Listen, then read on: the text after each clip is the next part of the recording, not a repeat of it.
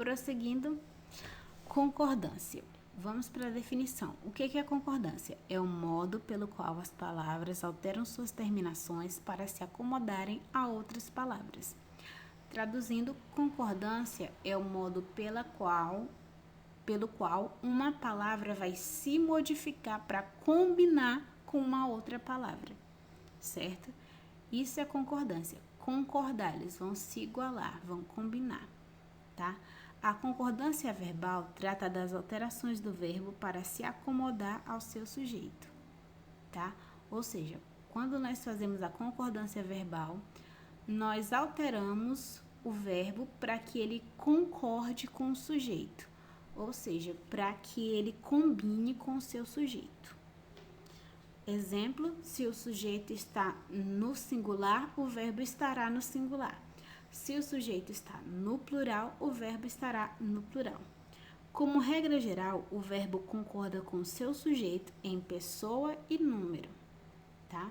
Exemplo, as crianças comeram muito chocolate. Observem que eu tenho aí o sujeito da oração são as crianças. As crianças são o sujeito. E o verbo é comer. Mas nós não temos aí as crianças comeu. Não, nós temos as crianças comeram. Por que está as crianças comeram? Porque as crianças, que é o sujeito, está no plural. Portanto, o verbo comer vai ficar comeram no plural também. Porque o verbo sempre vai combinar com o seu sujeito, que no caso aí são as crianças. Vamos para os exemplos do livro. No livro de vocês tem um grande período que é formado por 3 orações. Eu dividi essas orações aí, tá?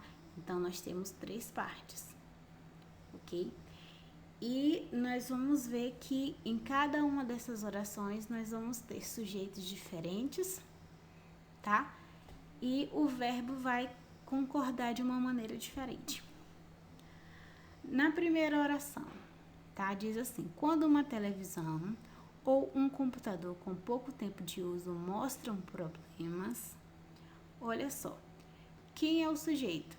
Uma televisão ou um computador. Então, nós temos um sujeito composto, como se fossem 2 sujeitos, vamos dizer assim, tá? Nós temos um sujeito composto. Como nós temos um sujeito duplo, vamos dizer assim, o verbo vai para o plural, tá? Com pouco tempo de uso, mostram. Não é mostra, é mostram problemas. Mostram no plural. Por quê? Porque eu tenho como se fosse 2 sujeitos aí, no caso, a televisão e o computador. Já na oração número 2, nós temos assim: as oficinas de assistência técnica costumam apresentar orçamentos. As oficinas de assistência técnica são o sujeito dessa oração. Como esse sujeito está no plural, as oficinas, o verbo também vai estar no plural. Então, não é as oficinas costuma, é as oficinas costumam, ok? No terceiro caso aí, que praticamente se emparelham com o preço de um equipamento novo. O que se emparelha? Qual é o sujeito desse verbo emparelhar aí? Os orçamentos. Os orçamentos que praticamente se emparelham. Como orçamentos está no plural, o verbo emparelhar vai para o plural também. Então, não é orçamentos emparelha, é orçamentos emparelham, ok? Aí nós temos alguns casos especiais de concordância. A expressão ou um ou outro leva o verbo para o singular. Ou a televisão ou o computador deverá ser instalada, tá? Nesse caso aí, ó, a expressão ou um ou outro leva o verbo para o singular, tá? Ou a televisão ou o computador deverá ser instalada.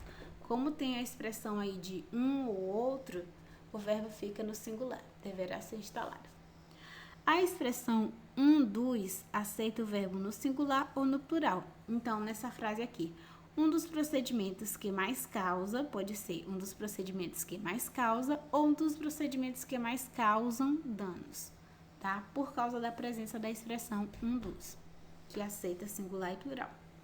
Se o sujeito for um numeral fracionário ou um percentual, o verbo concorda com o numeral ou com a expressão que acompanha esse numeral. Observe um exemplo. Apenas 1% dos aparelhos sai. Nesse caso, sai está concordando com 1 do 1%.